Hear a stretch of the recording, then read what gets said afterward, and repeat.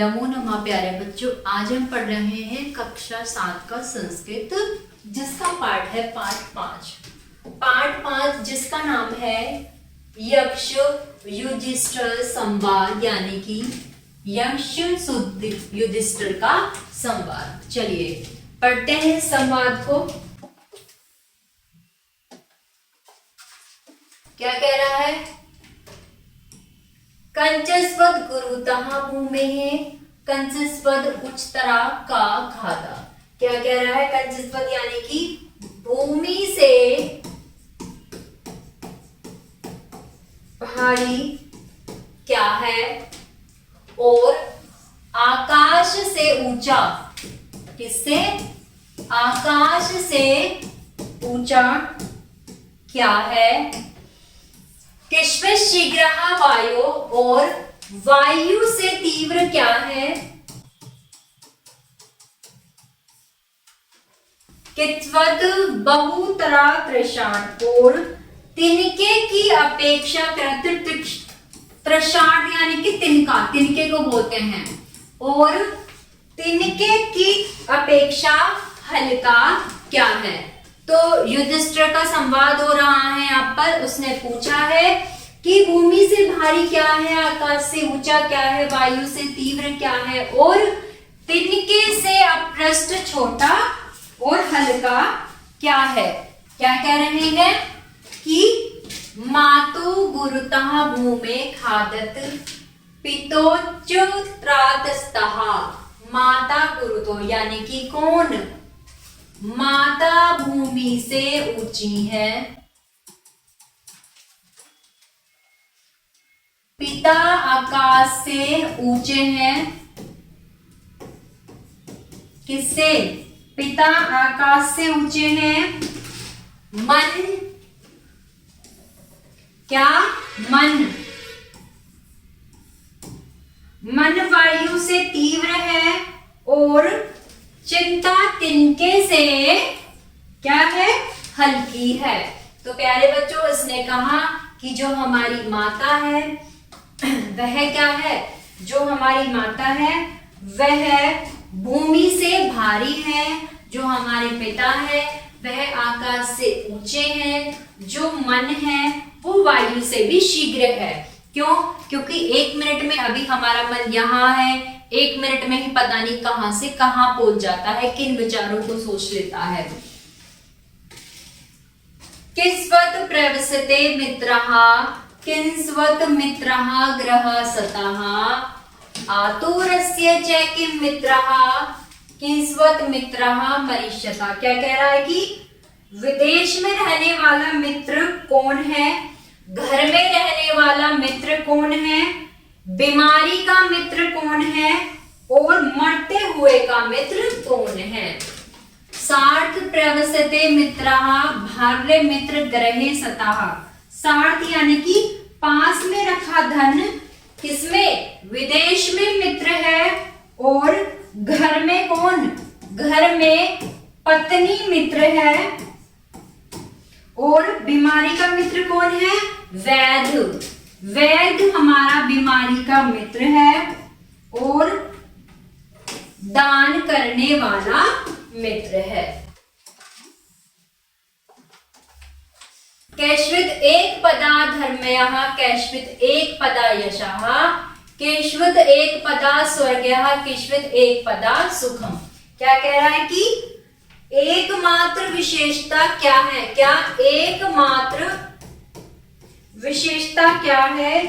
एकमात्र कीर्ति क्या है? एकमात्र कीर्ति क्या है? स्वर्ग की प्राप्ति क्या है? और एकमात्र सुख क्या है? चलिए, इसने बताया है दाक्ष्य में पादः धर्मः दान में पादः यशः सत्य में पादः स्वर्गः शील में पादः सुखम। तो इसने क्या बताया है प्यारे बच्चों? इसने बताया है कि योग्यता ही एकमात्र क्या है? विशेषता है। किसको बताया है इसने एकमात्र विशेषता? योग्यता को। चलिए देखते हैं। कहा चतुर्जन पूषः कस्र व्याधनि स्तनः कीतशाद स्मतः साधु असाधा कीचतः स्मतः। क्या कह रहा है कि एकमात्र विशेषता, एकमात्र दान क्या है? यश है। एकमात्र स्वर्ग की प्रार्थना क्या है? साधन है। और शीत ही हमारा सुख है। तय शत्रुजन पूषः कब व्याधनि नरतः। क्या कह रहा है? मनुष्य का दुर्जन शत्रु कौन है? कौन सा? मनुष्य का दुर्जन शत्रु कौन है? कौन सी बीमारी समाप्त नहीं होती है? स्मृति में साधु किस प्रकार और असाधु किस प्रकार बताते हैं? चलिए क्या बताया इन्होंने? क्रोधः सुदर्जनः शत्रु लोभः व्याधि कर्तः। क्या कहा इसने? कि जो क्रोध है, क्रोध एक शत्रु है। जो लोभ है वह क्या है? लोभ कभी ना समाप्त होने वाली बीमारी है। और सर्वभूतह्य साधु असाधु की दशतः स्मतः। सभी प्राणों का हित करने वाला साधु है और हित ना करने वाला असाधु है। धान्यमान मुक्तः किंसृदधनानः स्यात् की मुक्तम लाभानुमुक्तः की स्यात् सुखानः स्यात् की मुक्तम।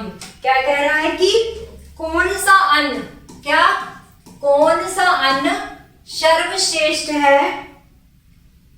कौन सी संपदा श्रेष्ठ है? क्या कौन सी संपदा श्रेष्ठ है? और शेष रहित संतुष्टि सबसे बड़ी क्या है? चलिए अब इसने बताया है धान्य मुक्ता दाक्षः धनाना मुक्ता श्रुतम लाभाना श्रोमारोग्यः सुखानः तुष्टिरुदनम्। इसने कहा है दान वाला अन्न क्या है? सर्वश्रेष्ठ है। शास्त्र द्वारा जो ज्ञान है वह संपदा है। क्या कह रहा है प्यारे बच्चों? जो दान वाला अन्न है वह इसने क्या बताया है? दान वाला अन्न इसने सर्वश्रेष्ठ है। और शास्त्र ज्ञान सर्वश्रेष्ठ संपदा है। और क्या? शेष रहित संतुष्टि सर्वम सुख है। का पंडितः पुराण श्रेयो नास्तिकः कष्ट उच्यते को मूर्खः कष्ट कामः स्यात् को मत्सर इति स्मतः। का पंडिता क्या कह रहा है? कौन सा पुरुष जानने योग्य है? कौन? कि कौन सा पुरुष जानने योग्य है? किसे नास्तिक कहा जाता है? कौन मूर्ख है और कौन ईर्ष्या वाला है? धर्मज्ञः पंडितः ज्ञेतयो नास्तिको मूर्खः उच्यते। क्या कह रहा है? धर्म जो है वो विज्ञान पुरुष है। नास्तिक को क्या कहा जाता है? मूर्ख कहा जाता है। कामना संसार के लिए है और जो हृदय की जलन है वही क्या है? वही ईर्ष्या है। कीना हितवाः प्रियो भवति कीनु हितवा न शोचति कीनु हितवार्थवान भवति किहु नो हितवा सुखी भवे। क्या कह रहा है कि क्या छोड़कर प्रिय होता है? क्या छोड़कर प्रिया, क्या छोड़कर प्रिय होता है? क्या ऐसा छोड़ते हैं जिससे मनुष्य को क्या होता है? शोक यानी कि दुख होता है। क्या ऐसा छोड़ते हैं जिससे धन संपदा आती है? क्या ऐसा छोड़कर जिससे सुख आता है? मना हितः प्रियो भवति क्रोधः हितः च शोचति कामः हित्वा धान भवति लोभः हित्वा सुख भवति। क्या कह रहा है कि घमंड छोड़ने से क्या होता है? घमंड छोड़कर प्रिय होता है। क्रोध त्यागने से शोक होता है। कामना छोड़कर सम्मान मिलता है और लोभ छोड़कर इंसान सुखी होता है। तो प्यारे बच्चों ये था हमारा पाठ। आशा करती हूँ आप सभी को समझ में आएगा। कोई भी समस्या तो आप कमेंट बॉक्स में जरूर लिखें और वीडियो को लाइक करें। धन्यवाद।